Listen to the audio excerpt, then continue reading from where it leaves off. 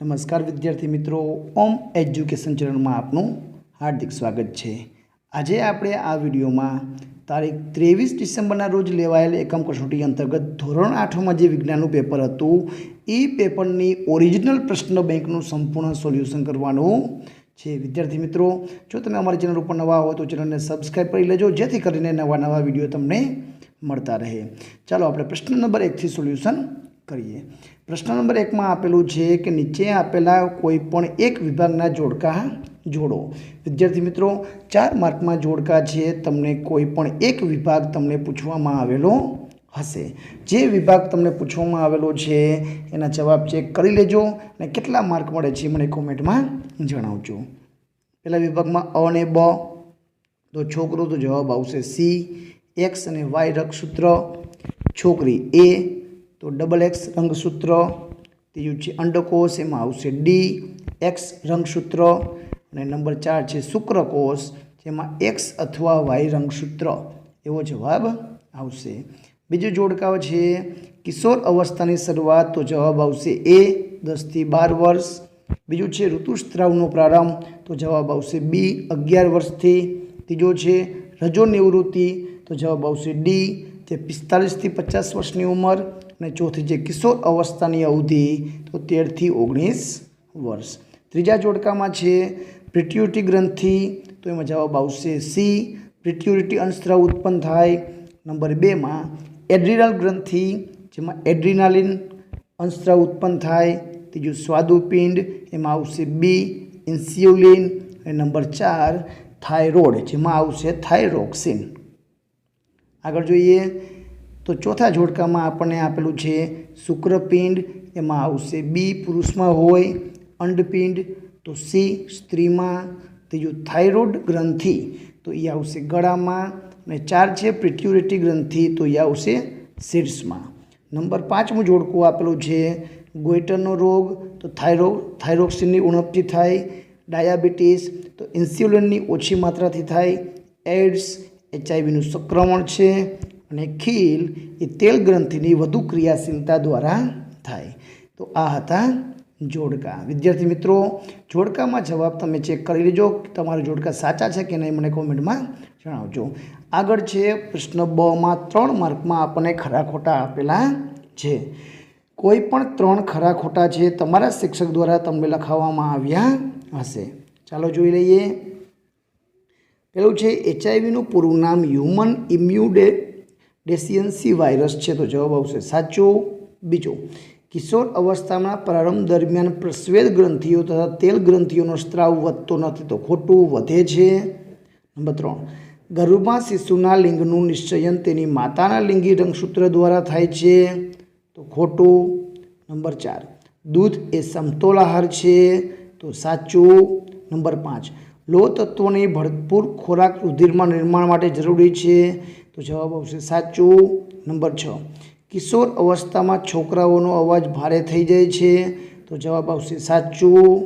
Number 7 मनुष्य में किशोर अवस्थानी वय अवधि 45 થી 50 वर्ष सुधी होय छे तो खोटू। नंबर 8 कीटकों में कायातरणनु नियंत्रण कीट अंशस्राव द्वारा थाय छे तो जवाब आवशे साचो। नंबर 9 किशोर अवस्था में नशाकारक पदार्थों सेवन थी स्वास्थ्य पर सारी असर थाय छे तो खोटू, खराब असर थाय छे।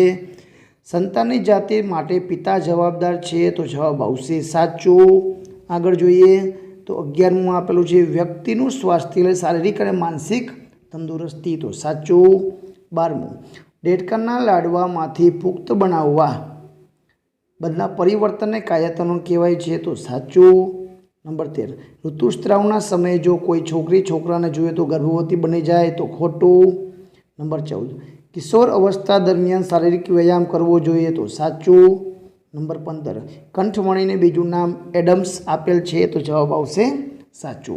तो आ हता खरा खोटाना जवाब। विद्यार्थी मित्रों, प्रश्न नंबर 2 में आपने कारणों आपेला है। कोईपण एक कारण है तमारा शिक्षक द्वारा लखावामां आव्यो हशे। આપણે વિદ્યાર્થી મિત્રો મુદ્દાસરના જવાબ આપણે ભાગ નંબર 2 માં જોશું।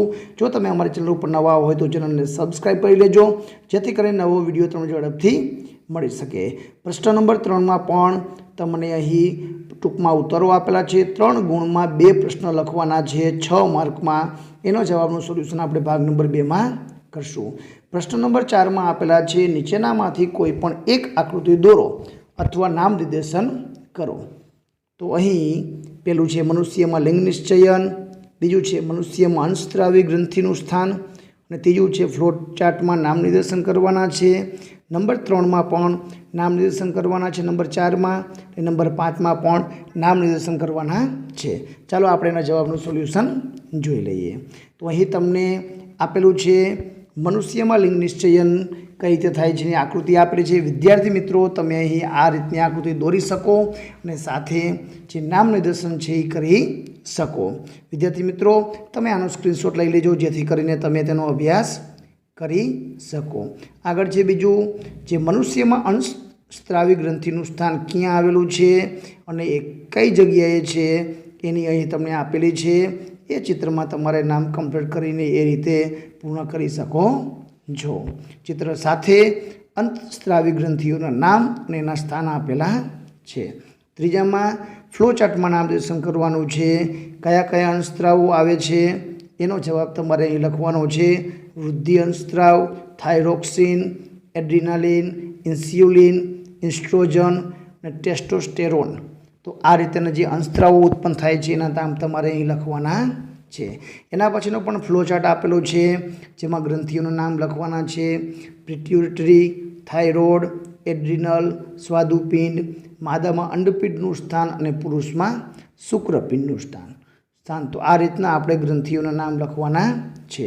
અને છેલ્લે ફ્લો ચાર્ટમાં સ્ત્રી અને પુરુષની જાતિ XX છે તો XX તો XX, અને XY તો X અને Y તો XY। તો આ રીતે લખીને આપણે પૂર્ણ કરવાનું છે। આગળ જોઈએ પ્રશ્ન નંબર 5માં પણ તમારે પ્રશ્નોના જવાબ આપેલા છે। તો વિદ્યાર્થી મિત્રો જે પ્રશ્નોના જવાબો બાકી છે એનું સોલ્યુશન આપણે ભાગ નંબર 2માં કરવાનું છે। જો તમે અમારી ચેનલ પહેલી વાર હોય, નવા હોય તો ચેનલને સબસ્ક્રાઈબ કરી લેજો જેથી કરીને નવા વિડીયો અને પ્રશ્ન બેંકના સોલ્યુશનના વિડીયો તમને મળતા રહે। આભાર, ધન્યવાદ।